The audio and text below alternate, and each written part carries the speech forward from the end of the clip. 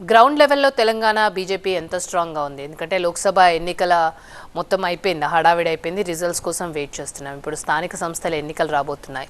ఏ విధంగా ఏ రకమైన వ్యూహాలతో ముందుకెళ్తున్నారు? ప్రజల్లో ఏం తీసుకొని వెళ్తున్నారు బీజేపీ తరఫున? ఒకటి ఈనాడు భారతీయ జనతా పార్టీ ఆర్గనైజేషనల్ అంటే స్థానికంగా మా 33,000 పోలింగ్ బూత్లలో మా కమిటీలు ఉన్నాయి.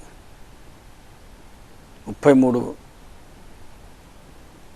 గట్టిగా మేము ప్రతి పోలింగ్ బూత్లో కూడా 10 నుంచి 11 మంది మా కార్యకర్తలు ఉన్నారు. వీటన్నిటిని కూడా మేము ఒక్క తాటి మీద తీసుకొచ్చి కార్యకర్తలు ఈనాడు భారతీయ జనతా పార్టీకి రాష్ట్రంలో అధికారంలో రావాలని చాలా కష్టపడుతున్నారు. మిగతా రాజకీయ పార్టీలు లేక భారతీయ జనతా పార్టీ కార్యకర్తలు లేరు. ఎందుకంటే దేశం మొత్తంలో మీరు చూస్తున్నారు, ప్రపంచంలోని #1 పార్టీ ఈనాడు పార్టీ మెంబర్షిప్ ఉన్నటువంటి పార్టీ భారతీయ జనతా పార్టీ. కాబట్టి మా నినాదం ఒకటే, నీ పోలింగ్ బూత్లో నువ్వు గెలువు, దేశాన్ని గెలవచ్చు. ఆ నినాదంతో మేము కార్యకర్తలను చైతన్యవంతులను చేస్తున్నాం. నిస్వార్థ భావనతో పనిచేస్తున్నటువంటి కార్యకర్తలు భారతీయ జనతా పార్టీలు ఉన్నారు. కాబట్టి మేము ఈనాడు అంచెలంచెలుగా ఎదుగుతూ వస్తున్నాం. తెలంగాణలో కూడా దేశం మొత్తంలో కూడా అదే రకంగా మేము ఎదుగుతూ వస్తున్నాం. కాబట్టి మా యొక్క శక్తే మా కార్యకర్త.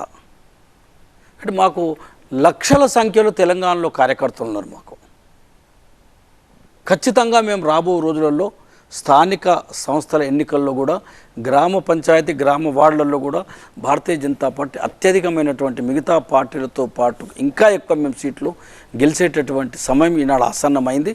తప్పనిసరిగా మేము రుజువు చేసి చూపిస్తాం. అది